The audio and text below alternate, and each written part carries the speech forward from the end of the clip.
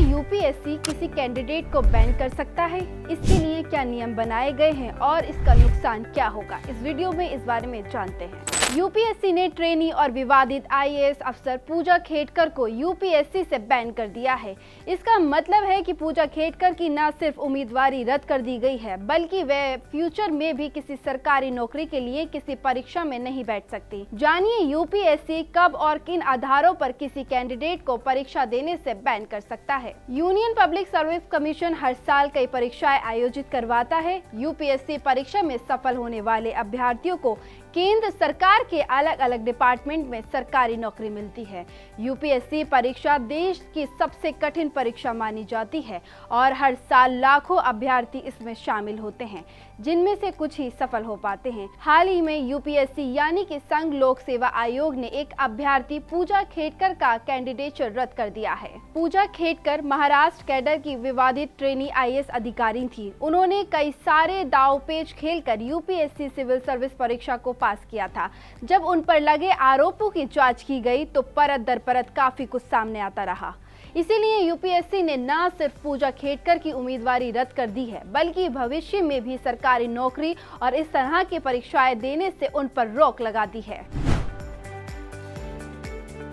संघ लोक सेवा आयोग यानी कि यूपीएससी अपने नियमों को लेकर काफी ज्यादा सख्त है। यूपीएससी परीक्षा फॉर्म में कोई गड़बड़ी होने पर, ट्रेनिंग के दौरान कोई गलती होने पर या सरकारी नौकरी में रहते हुए किसी बड़े विवाद की स्थिति में यूपीएससी अभ्यर्थियों का कैंडिडेचर रद्द कर दिया जाता है और उन्हें बैन कर दिया जाता है। जानिए ऐसा कब और कैसे होता है।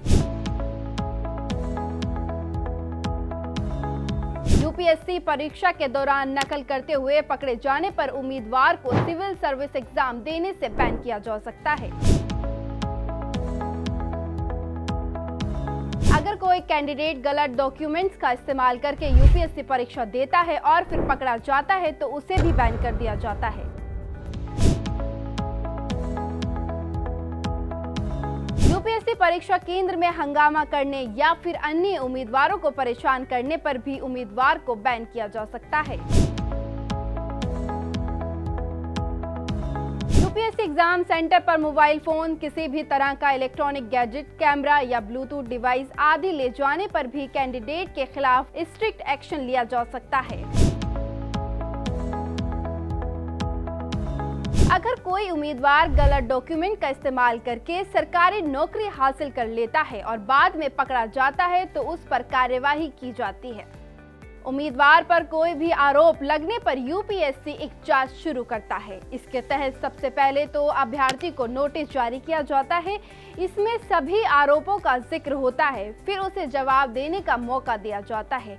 जांच के आधार पर यूपीएससी फैसला लेता है कि आगे क्या करना है, तो इसी दौरान उम्मीदवार को बैन किया जा सकता है या फिर परीक्षा के लिए उसका नामांकन रद्द किया जा सकता है।